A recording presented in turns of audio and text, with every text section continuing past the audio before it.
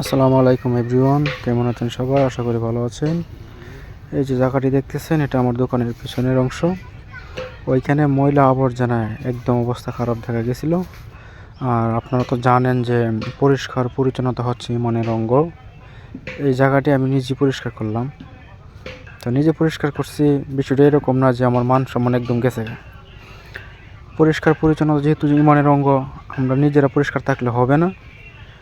আমরা নিজেরা পরিষ্কার থাকার পাশাপাশি চারপাশের যে অবস্থা, এই অবস্থাগুলো আমাদেরকে দেখা দরকার। এইখানের অবস্থাটা খুবই খারাপ ছিল। আমি জায়গাটারে মোটামুটি এই জায়গাতে যত আবর্জনা ছিল সবগুলো পুরাই দিছি। দেখেন জায়গাটি এখন কত সুন্দর।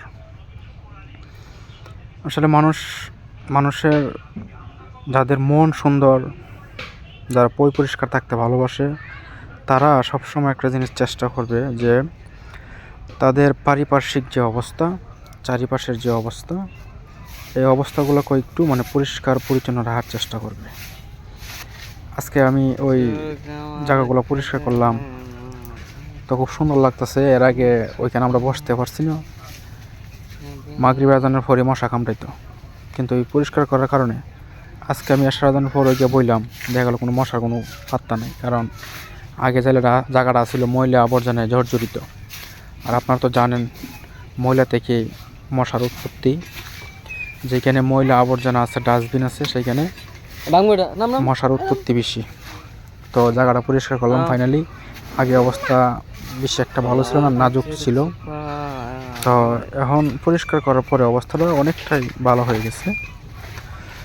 তো মানুষের তারা কীরকম, মানুষের মন সুন্দর আর যাই বলেন, তাদের পারিপার্শ্বিক অবস্থা দেখলে বুঝতে পারবেন। পারিবারিক অবস্থার পাশাপাশি তাদের যে আশেপাশের জায়গাগুলো কতটুকু পরিষ্কার রাখলো তারা, এটার উপরে ডিপেন্ড করে যে লোকটা কীরকম। মানুষটা যদি পরিষ্কার থাকে, মানুষটা যদি পরিষ্কার থাকতে ভালোবাসে, তাহলে অবশ্যই তার চারিপাশটাও পরিষ্কার করবে। আজকে আমি আমার এই দোকানের পাশটা পরিষ্কার করলাম। চেষ্টা করব নেক্সট ডে এর ছাড়া বড় কোনো উদ্যোগ নেওয়ার। তো প্রয়োজনে এটা আমার মান সম্মান যাওয়ার কোনো কিছু নয়। আমি যদি এরকম আর অপরিচ্ছন্ন কোনো জায়গা পাই, তাহলে চেষ্টা করবো জায়গাগুলো পরিষ্কার করা। আমি আমার নিজস্ব অর্থায়নে পরিষ্কার করব, এবং নিজস্ব যার চারপাশটা অনেক সুন্দর, সে মানুষটা অবশ্যই সুন্দর। কারণ মানুষের চারিপাশ যদি পরিষ্কার থাকে, তাহলে বুঝতে হবে যে তার মন সুন্দর, সে সবসময় পরিষ্কার পরিচ্ছন্ন থাকে। আপনারা সবাই চেষ্টা করবেন যেন আপনারা নিজে পরিষ্কার থাকার পাশাপাশি আপনাদের চারপাশটা যেন একটু পরিষ্কার থাকে। এবং পরিষ্কার পরিচ্ছন্নতা আমরা তো জানি ইমানের অঙ্গ।